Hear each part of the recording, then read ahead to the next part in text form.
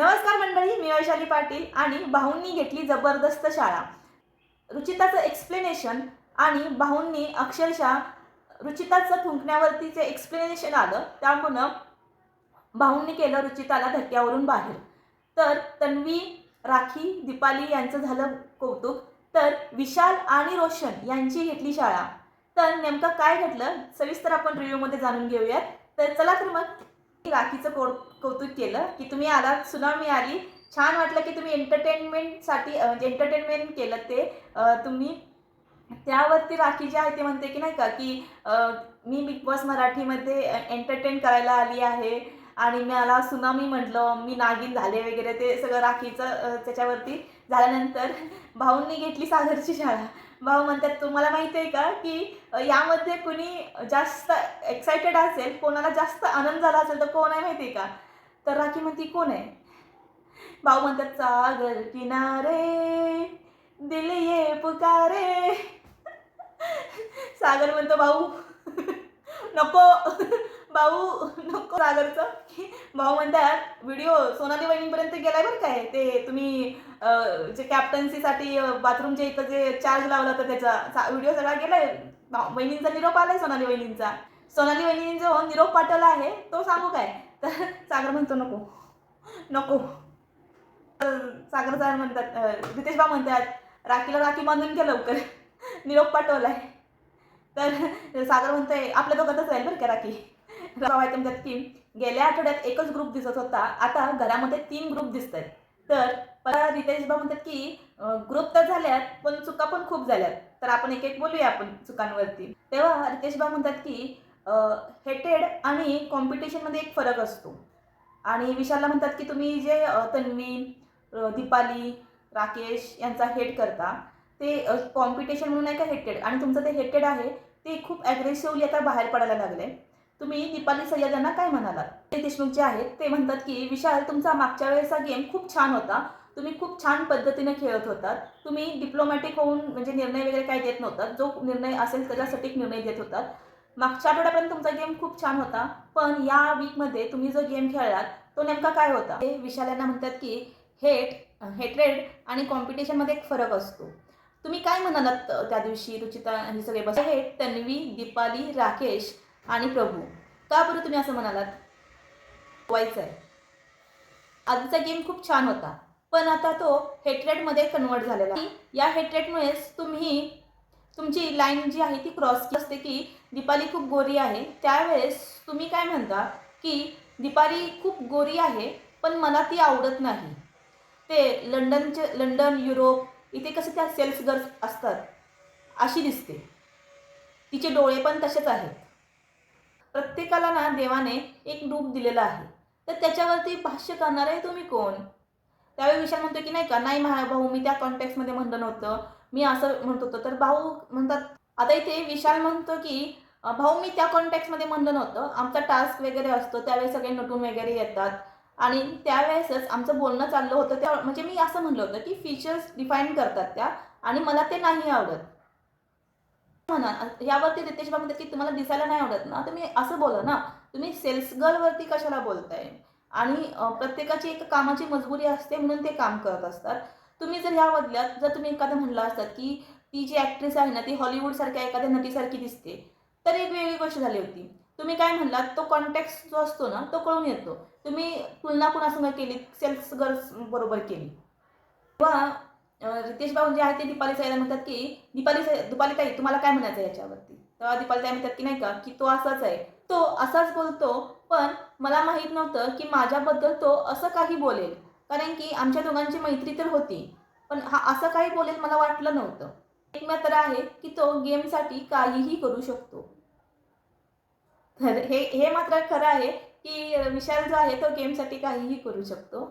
ते सगळ्या महाराष्ट्रालाच कळालं आहे आता की विशाल जो आहे तो गेमसाठी काहीही करू शकतो. नितेश भाऊ म्हणतात की तुम्ही जी तन्वीबरोबर तुम्ही टास्क खेळलात, टास्क खेळताना तुम्ही किती ॲग्रेशननं खेळता ह्याचं सुद्धा एक लिमिट असते की तुम्ही समजा जर रोशन वगैरे आहेत त्याच्यापुढे जोर लावलात तर इट्स ओके, कारण की तुमची ताकद एक आहे. पण जेव्हा तुम्ही तन्वीबरोबर खेळत होता तेव्हा तुम्ही कसं खेळलात? तर जेव्हा मागच्या वेळेस मी तुमची तारीफ केली होती की तुम्ही कसं खेळलात, ते लाटणं वगैरे झालं होतं त्यावेळेस, तर त्यावेळेस तुम्ही योग्य खेळलात. पण यावेळेस तुम्ही काय केलं, तुमचा हेट्रेड जो एवढा वाढला होता, अक्षरशः तुम्ही त्या तन्वीला ओढत ओढत आणलं. तिचा जर हात सुटला असता, तुझ्या डोक्याला लागलं असतं, तर काय झालं असतं? आपण ह्याच्याबद्दल बोललोच होतं ना, की हे जे चुकीचं झालं, त्यानं ओढलं होतं, तिचा हात असा उभा होता आणि जर ओढलं असतं तर तिच्या डोक्याला लागलं असतं, काहीतरी झालं असतं, इजा झाली असती ना.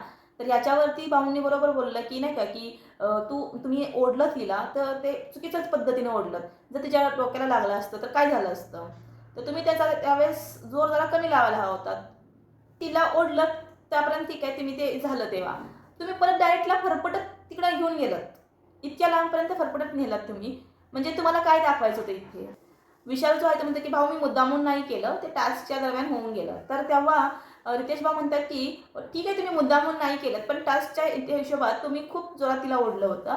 या ठिकाणी जर दुसरं कोणी असतं तर त्याचा मुद्दा केला असता, की माझ्या अंगाला हात का लावला? तू का खेचलंस? ह्याच्यावरती खूप मोठा बवाल केला असता. आणि जी तन्वीचं खरोखरच मी तर कौतुक करतो, की तिने काहीही आरडाओरडा, वुमन कार्ड वगैरे काहीही खेळलं नाही.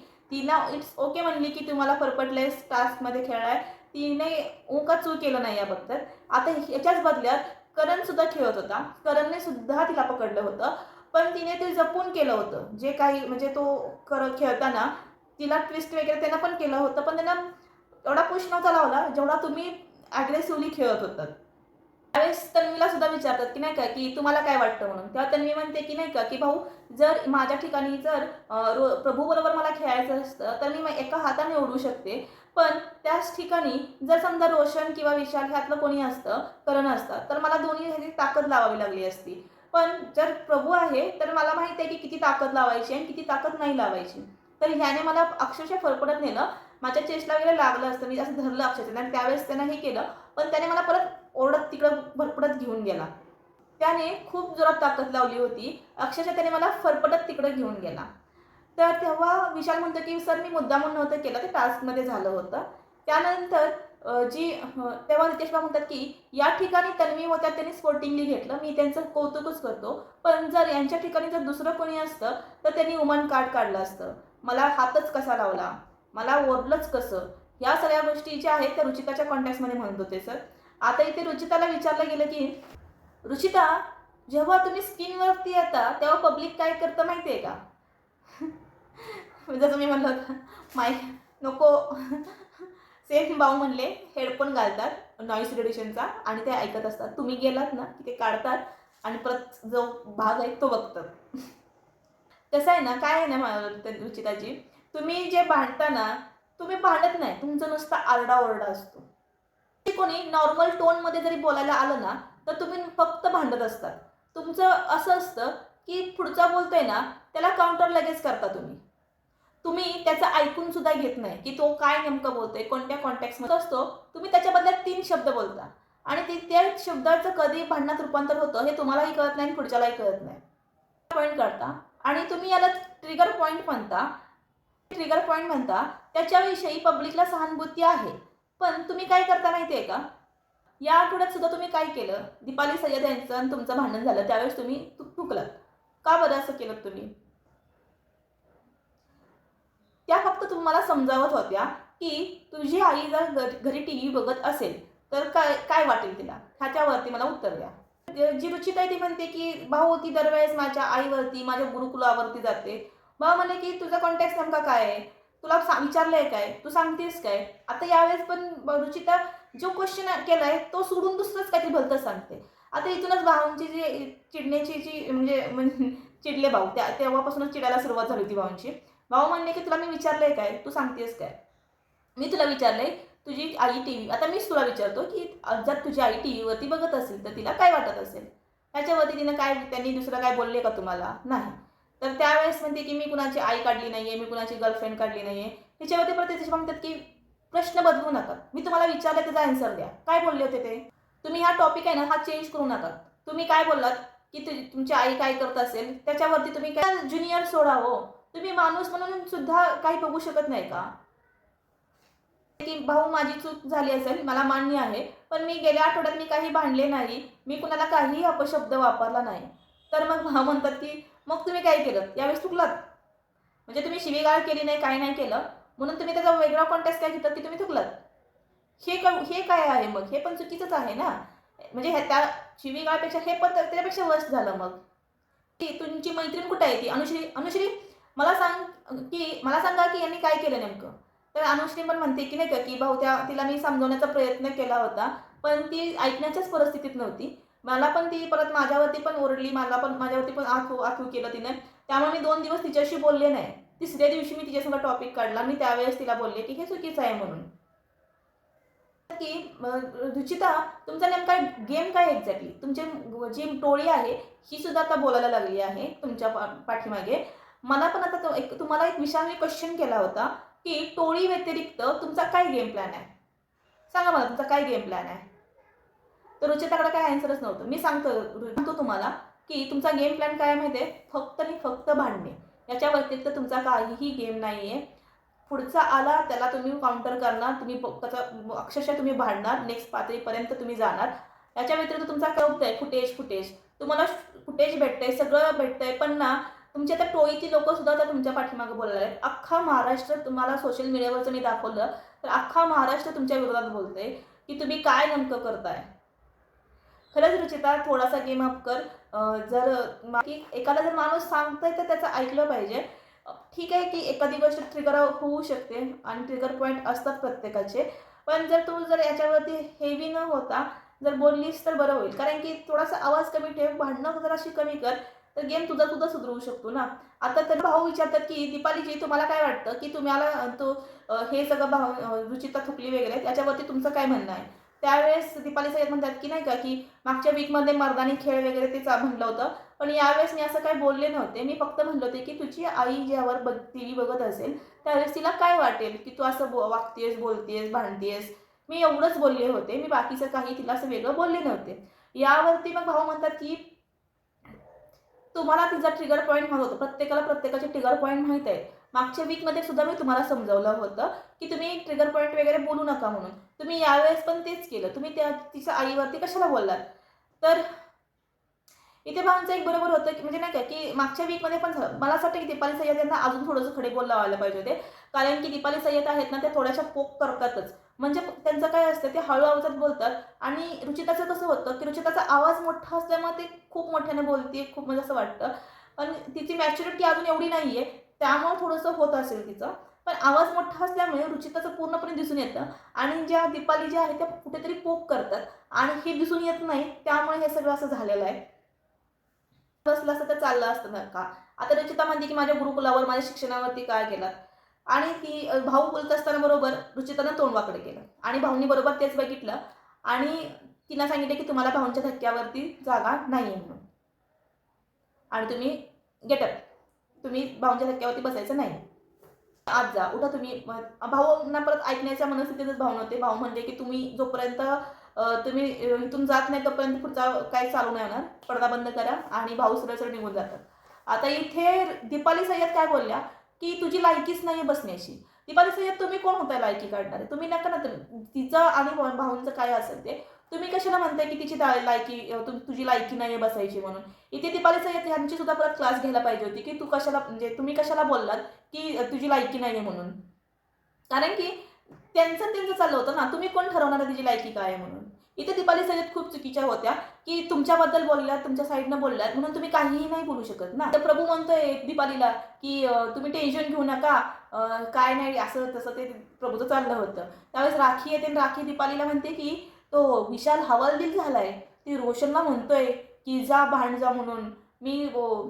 तो पूर्णच हवाल झालाय बरं का, हवालदिल झालाय. तिथंच बसली होती आणि रुचिताला सगळे सांगत होते की नाही का की तुझा अनुश्री पण म्हणते की नाही का की तू उठ आणि जा म्हणून.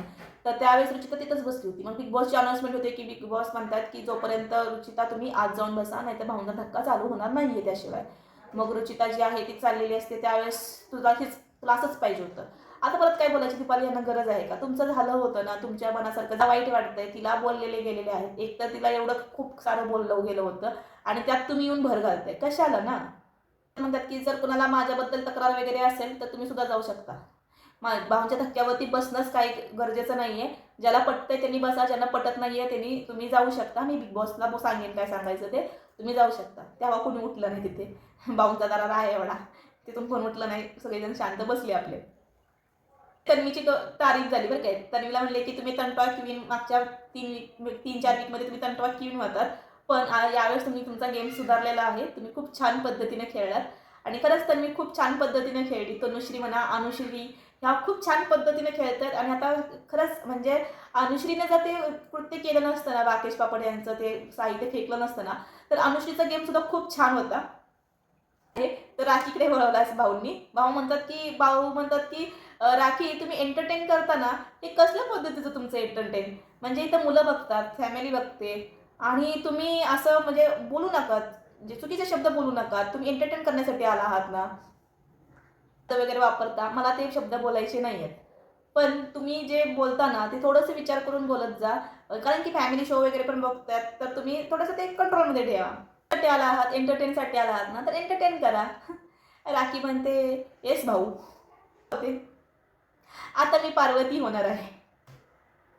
मी सगळ्यांसंग छान वागणार आहे. मी पार्वती होणार आहे. भाऊ म्हणते, "बाय राखी, काय बोलू मी तुला?"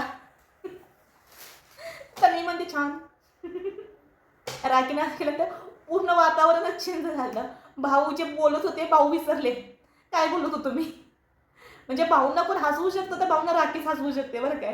की राखी म्हणजे भाऊ एवढे चिडले होते. एक तर ते त्या झोनमध्येच होते आणि राखी म्हणते, "मी पार्वती होणार आहे." मी पार्वती. राखी खरंच म्हणजे एंटरटेनमेंटसाठी खरंच एंटरटेन क्वीनच आहे राखी. त्याबद्दल काही कोणतं दुमत नाहीच आहे. राखी राखी. तेजबा म्हणतात की त्या दिवशी टास्क होता त्याच्या आधी तन्वी ज्या म्हणत होत्या की हा सगळा शो जो आहे तो बिग बॉसचा प्रत्येक घराघरात दाखवला जातो. हा फॅमिली शो आहे, तर आपण आपल्या शब्दांवरती कंट्रोल वगैरे ठेवूया म्हणून. तर यावेळेस सागर तुम्ही काय म्हणालात की जर एखादी गोष्ट चांगली म्हणत आहे तर तुम्ही त्यांना सपोर्ट करा ना. तुम्ही काय म्हणालात की त्यांना जर आवडत नसेल तर ते जे आहे ते स्क्रिप्ट एडिट करतील. म्हणजे हे जे बोलणं आहे ते एडिट करतील. तू त्याचं टेन्शन नको घेऊस.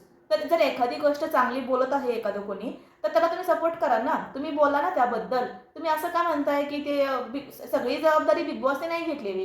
तुम्ही पण थोडंसं त्यामध्ये एफर्ट्स घ्या ना. तर ते मला नंतर कळालं आणि नंतर मी सतत फेऱ्या वगैरे मारत असतो आणि त्यावेळेस नंतर मला असं झालं की नाही का की हे सगळं महाराष्ट्रात दाखवतात, पब्लिक सगळं बघते.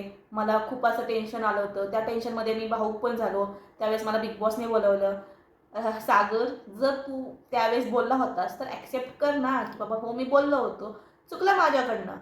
एवढं सगळं एक्सप्लेनेशन करायची काही गरजच नव्हती. हो बोललो, चुकी झाली मान्य करा ना. म्हणजे तन्वीला विचारतात की तुम्हाला काय वाटतं म्हणून. तर मी म्हणते भाऊ मी सगळं काही करते ना तर ते सगळ्यांना मला असं वाटतं की फुटेजसाठीच करते. मी सगळं बोलते ते फुटेजसाठीच असतं. ते असं सगळ्यांना वाटतं. तर मी चांगलं बोलायला गेलं तरी पण ह्यांना हेच सगळं वाटतं. भाऊ म्हणतात की नाही का की प्रत्येक गोष्ट तुमची बरोबर नसते. एखादी तुमची गोष्ट बरोबर असते असं प्रत्येकच गोष्ट तुमची बरोबर असते असं नसतं. त्यामुळे तुम्हाला ते बोलतात आणि हे बरोबर आहे भाऊंचं की प्रत्येक गोष्ट तुझी म्हणजे सगळ्याच गोष्टी बरोबर थोडीच असतात. ती त्या दिवशी बोललीस, बरोबर बोललीस, तुम्ही बरोबर असतात. पण तुम्ही जिथं चुकीचे असतात ते घरच्यांनाही कळतं की तुम्ही चुकीचे आहात म्हणून आणि आम्हालाही कळतं. रोशनकडे येतो. रोशन की तुमचे 4 आठवडे खूप छान झाले. तुम्हाला मी तारीफ वगैरे केली. आता तुमचा गेम प्लॅन काय आहे? की विशाल जो सांगतोय तो ऐकायचं, विशाल जो सांगतोय तो बोलतोय तो ऐकायचं आणि ते करायचं. एवढाच तुमचा गेम आहे का? की तुम्ही घरातले सगळे म्हणतायत तसेच तुम्ही थोडंसं आता करत आहात. की विशाल म्हणला उठ तर तुम्ही उठताय, विशाल म्हणला बस तर तुम्ही बसलाय. त्याने सांगितलं गाजर धरून उभा राहा तर तुम्ही राहिलात उभा राहून तिथं जाऊन. आणि तुम्ही कॅप्टन्सीमध्ये खेळ म्हणलात की तुम्ही खेळणार. तुम्हाला कॅप्टन्सी कशी भेटली? कॅप्टन्सीची दावेदारी कशी भेटली? तर हे भाऊंचं बरोबर होतं की रोशन दादांना कुठंतरी बोलणं गरजेचंच होतं. कारण की रोशन जो आहे तो काही बोलतच नाही आणि सगळा गेम प्लॅन आहे तो विशालच खेळतोय. विशालच्या अंडर खेळत असाल तर मग रोशन दादा तुमचं म्हणजे काय तुम्हाला आता की तुम्ही खेळत नाही आहात, तुम्ही खेळलं पाहिजे. सगळे पब्लिक म्हणते खेळलं पाहिजे आणि तुम्ही जर विशालच्या पाठीमागून खेळत असाल तर काय अर्थ आहे त्याला? रितेश भाऊ म्हणतात की काय म्हणालात तुम्हाला की तुम्हाला काय कळालं तिकडून? तर तुम्ही भांडणासाठी राखीकडे आला होता. तर तर रोशन म्हणतो की नाही का की ते हमाल हमाल म्हणत होते आणि ते विशाल भाऊ पण म्हणत होते की तुम्ही त्याला हमाल वगैरे काय म्हणू नका. तर राखी म्हणते की आम्ही असं कुठं काय म्हणलं होतं. म्हणजे त्यांचं बोलणं चाललं होतं की राखी की आम्ही हा कुठे बोलायला आला होता वगैरे. तर मग इथे राखीला विचारलं की काय झालं होतं त्या दिवशी? का तर राखी म्हणते की सर म्हणजे मी 2 दिवस झाले आले होते आणि मला त्याचं नाव आठवत नव्हतं. त्यावेळेस मी दीपालीला म्हणत होते की की ते हमाली करतो ना हमाली, त्याचं तर तेव्हा दीपाली म्हणली की रोशन नाव आहे त्याचं. मग तेव्हा मी रोशन बोलले म्हणून. आता यावर म्हणतात की एक्झॅक्टली काय झालं होतं मी तुम्हाला सांगतो. तर राखी यांना त्यांचं नाव आठवत नव्हतं आणि हे नॅचरली त्यांना आठवत नव्हतं. त्यांचा असं तुम्हाला इंटेक्स काय नव्हता की भांडणाच्या हिशोबानं किंवा कशाच्याच हिशोबानं त्यांचा नव्हता. त्यांना ॲक्च्युअलमध्ये नाव आठवत नव्हतं आणि त्यावेळेस ते म्हणत होते की ते हमाली करतात ना ते, तेव्हा जे रोशन आहे त्यांचं नाव येतं. आता हा जो कंटेक्स आहे तो तुमच्यापर्यंत कसा पोहोचला हे तुम्ही म्हणजे त्यावेळेस तुम्ही तिथं अवेलेबल होता का? आता इथं बाकीचे जण तुम्हाला तेव्हा विशाल तुम्हाला म्हणते की जा भांड जा म्हणून, आणि तुम्ही डायरेक्टली भांडायला आलात. तिथे जर तुमचं आणि दोघांचं वन ऑन वन झालं असतं तर तुमची गोष्ट वेगळी होती. तुम्हाला कोणीतरी सांगितलं आणि त्यानंतर तुम्ही इकडे आलात आणि तुम्ही त्याच्यावरती रिॲक्ट केलात. आता तुम्हाला बाकीची लोकं जी आहेत ज्यांनी ही गोष्ट ऐकली सुद्धा नव्हती, हे सुद्धा तुम्हाला म्हणतायत की जाऊन तू भांड जा. प्राजक्त तुम्ही काय म्हणालात त्यांना की माझा वरचा आवाज लागत नाही, त्यामुळे मी काय त्यांना बोलणार नाही, पण तुझा आवाज मोठा आहे तर तू जाऊन भांड म्हणून. तर तुम्ही ती गोष्ट ऐकली होती का? जर तुम्ही गोष्ट ऐकली नव्हती तर तुम्ही त्याच्यावरती भांड जा वगैरे कशाला म्हणत होतात? कशासाठी म्हणत होतात? किंवा म्हणतात की विशाल हे म्हणत होते की बाई असली म्हणून काय झालं? तू भांड जा म्हणून. तू बोल. तुझ्याबद्दल प्रोफेशनलबद्दल बोलले आहेत ना, तर तुला बोललंच पाहिजे म्हणून. इथे सगळेजण तुम्हाला प्रोव्होक करत होते की जाऊन भांड जा म्हणून, आणि तुम्ही डायरेक्टली इकडे येऊन राखीबरोबर भांडलात. जसं की तुम्हाला काहीही माहीत नव्हतं की ॲक्च्युअलमध्ये बोलणं काय चाललं होतं. तसेच विशाल जसं म्हणतात तसं तुम्ही करता. आता इथे तुम्ही हे बघा ना की अनुश्री पण तुमच्याच टीममधली आहे. ती तुमच्या स्टोरीमध्ये खेळते. तुमच्यामधलीच ती एक आहे. पण ज्यावेळेस तिला गेम खेळायचा असतो त्यावेळेस ती त्याचं सगळं ऐकते. पण करताना ते त्यांचं मनाचं करतात ना, की सगळंच विशालचं बोलून ऐकून करत नाहीत ना. आता इथे अनुश्रीची तारीफ होते की अनुश्रीला म्हटलं जातं की तुम्ही खूप छान पद्धतीने खेळलात आणि तुम्ही जे पहिल्या आठवड्यात म्हणजे तुम्ही जो मागचा वीक आहे ना, तुमचा जो आठवडा होता तो खूप छान पद्धतीनं, खूप सटीक पद्धतीनं खेळला होता. पण तुमचं कसं झालं माहिती आहे का, की ते सापशिडी असते ना, की सापशिडीपर्यंत तुम्ही सगळे डाव वगैरे व्यवस्थित खेळत-खेळत तुम्ही 8 9 पर्यंत गेला आणि राकेश बापट यांनी तुमचं नाव नाही घेतलं. त्यामुळे तो कॅप्टन्सी टास्क आहे तोच रद्द झाला. 98 वरून खाली आला डायरेक्टली. ती सापशिडीतून डायरेक्टली तुम्ही खाली आलात आणि तुम्ही ती कपडे वगैरे फेकलेत आणि तुम्ही बरोबर तुम्हाला जे करायचं आहे ते तुम्ही केलं. तुम्ही काय म्हणलात की तुमच्या वडिलांच्या जागेवरती तुम्ही त्यांना बघता म्हणून. सगळ्या महाराष्ट्राला टच झालं ते आणि खरंच केलं. म्हणजे पालच्याकडं पाणी पसरवलं ते तुम्हाला म्हणलंच होतं मी मागच्या वेळेस. पालच्याकडं यांनी पाणी पसरवलं स्वतःहूनच. असंच काहीसं झालं. त्यानंतर असं विचारलं गेलं की कॅप्टन्सी टास्क कोणामुळे रद्द झाला? तर मी म्हणते की राकेश बापटमुळे झाला. रोशनला विचारतात की कुणाच्यामुळे टास्क रद्द झाला? रोशन म्हणतो की राकेश बापट यांच्यामुळे टास्क रद्द झाला. आता ह्यावरती जे राकेशला विचारलं जातं की टास्क कसं काय झालं म्हणून. तर त्यावेळेस म्हणजे पहिला राऊंड जो आहे तो अनुश्रीचा झाला आणि नंतर रोशनला भेटलं. त्यानंतर जेव्हा विशाल आला त्यावेळी विशाल एकदम म्हणला की कोणी पण होऊ दे, जो कॅप्टन होणार आहे तो टोळीचाच होणार आहे. मग मला हे मान्य नव्हतं की कॅप्टन होणार आहे तो टोळीचा, कारण की कॅप्टन हा एक सेपरेटली असतो. तो टोळीचा किंवा दुसऱ्या कुठल्या ग्रुपचा नसतो. तर इथं मला ते ट्रिगर झालं की टोळीचा प्रत्येक वेळेस टोळीचा म्हणतोय हा, आणि त्यामुळे मी म्हटलं की मला डिसिजन द्यायचंच नाही आहे. म्हणून मी डिसिजन दिला नाही. आता इथे रितेश भाऊ जे आहे ते म्हणतात की ॲक्च्युअलमध्ये जर टास्क रद्द झाला तो कोणामुळे झाला, तर विशाल तुमच्यामुळे झाला. कारण की तुम्ही जर ते वाक्य बोलला नसतात तर कुठेतरी आज एक कॅप्टन झाला असता. कारण की जे मत होतं ते अनुश्रीच्या साईडनं मत होतं राकेशचं, आणि तुम्ही बोललात की काहीही झालं तर टोळीचाच कॅप्टन होणार आहे, आणि तुमच्या एका वाक्यामुळं विषय सगळा चेंज झाला. कारण तेव्हा विशाल म्हणतो की नाही भाऊ, त्याला कॅप्टन बनवायचंच नव्हतं, त्यांना टास्क रद्द करायचा होता. त्यावेळेस त्यावेळेस जितेश बाबू म्हणतात की जर तो कसं असतं ना विशाल, की जर गेम खेळायचा आहे ना, तर सगळा गेम डाव झाल्यानंतर मग बोलायचं असतं. की मी तुम्हाला म्हणलं होतं की नाही, असंच बोलले भाऊ, की जर गेम खेळायचं असतं ना, तर गेम झाल्यानंतर बोलायचं असतं की हे टोळीचं कॅप्टन झाला. मग तुम्ही नाचा, हे रे हे काय आहे ते तुमचं ते गाणं वगैरे म्हणा. तुम्ही आधीच जल्लोष कशाला करताय? निर्णय दिल्यानंतर मग जल्लोष केला पाहिजे ना, की निर्णय लागायच्या आधीच जल्लोष कोण करतं? मग पचका होतो ना असा. आता इथे प्रभूला विचारलं जाते की तुमचे 5 पॉईंट सांगा की तुम्ही काय गेम खेळलात. तर तो म्हणतात नाही 3च गेम सांगा, 3 पॉईंट सांगा की तुम्ही काय केलात. तर परत प्रभू म्हणतो की मी विशालबरोबर भांडलो, माझं विशालबरोबर एक भांडण झालं. बरं ठीक आहे. दुसरा, तर मी ते टेबल उचलायला मदत केली. टेबल उचललात? आठवड्याभरात फक्त टेबलच उचललात? तर प्रभूची पण क्लास घ्यायलाच हवी होती, कारण की प्रभू सुद्धा काय कुठे दिसत नाहीये. प्रभूला बोलतात ठीक आहे, पण प्रभू तुझा आवाज एवढा खणखणीत आहे की तुझा बोललेला आवाज खणखणीत सगळ्या कानापर्यंत पोहोचू शकतो.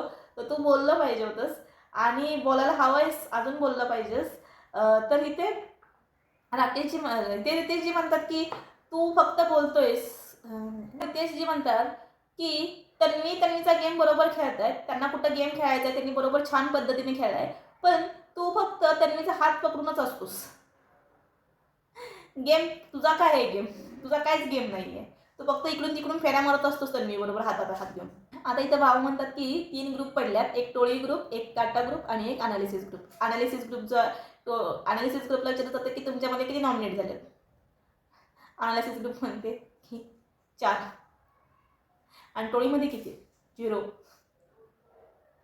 आणि काटा ग्रुपमध्ये 2. तर अनालिसिस ग्रुप तुमचे 5च्या 5 तुम्ही 5 जण आहात आणि 5 पैकी 4 जण तुमच्यातले नॉमिनेट झाल्यात. तुम्हाला माहिती आहे का तुमचा ज्यावेळेस नॉमिनेशन टास्क होता त्यावेळेस नॉमिनेशन टास्कमध्ये तुमचं सगळ्यात जास्त नॉमिनेट केलं ते कुठल्या ग्रुपनं केलं? टोळीने केलं. म्हणजे तुम्ही टोळीच्या सदस्यांबरोबर ती खेळत होतात, त्यांना तुम्ही डील देत होतात आणि तुमच्या टोळीनंच तुमचा गेम केला आणि तुम्ही तिथे काहीच करू शकला नाहीत.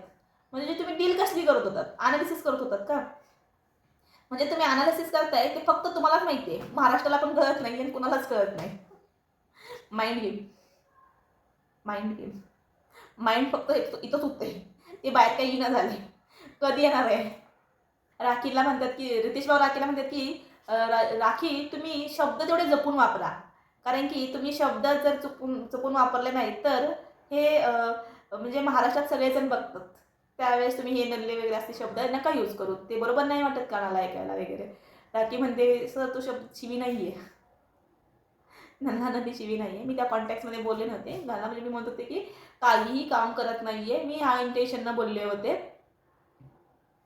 ते विशाल जो आहे तो वर चढलाय तिकडे आणि विशालचं गाजर आहे ते रोशनने इकडे खाली पकडून बसलाय तो इकडे फिनिश लाईनला. मग विशाल कुणाचा गाजर काढतोय वरती? करणचं. करणचं कशाला काढतोय? तुझं झालंय ना.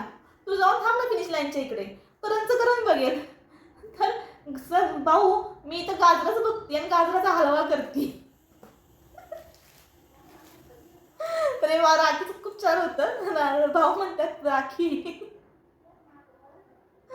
तर यावेळेस मग राखी म्हणते की नाही का की अहो खरंच भाऊ मला काही कळत नाहीये की नेमकी काय करतायत. तर खरंच असंच आहे आणि बिग बॉसमध्ये राखी आल्यामुळे खूप चर्चा लागलेत बिग बॉसला. तर म्हणजे शिव्या वगैरे ते होत आहे पण TRP तर राखी आलेला आहे वरती. तर भाऊंचा धक्का इथेच संपलेला आहे. भाऊंनी पण नंतर एक धक्का दिला. भाऊंनी धक्का असा दिला की डबल एविक्शन होणार आहे. आता टांगती तलवार जी आहे ती बाल्कनी ग्रुपला जास्त आहे कारण की बाल्कनी ग्रुपमधला सगळ्या 4 लोक जण नॉमिनेट आहेत. तर आणि इकडे प्रभू आणि राकेश जे आहेत तर राकेशजी यांना तर काही धोका नसणार आहे ते ॲज युजल. पण बाकीचे जे सदस्य आहेत ह्यांचं काय होतंय हे बघण्याला आता उद्या कळेलच आपल्याला. तर व्हिडिओ आवडला तर नक्कीच लाईक करा, सबस्क्राईब करा आणि शेअर करा. धन्यवाद.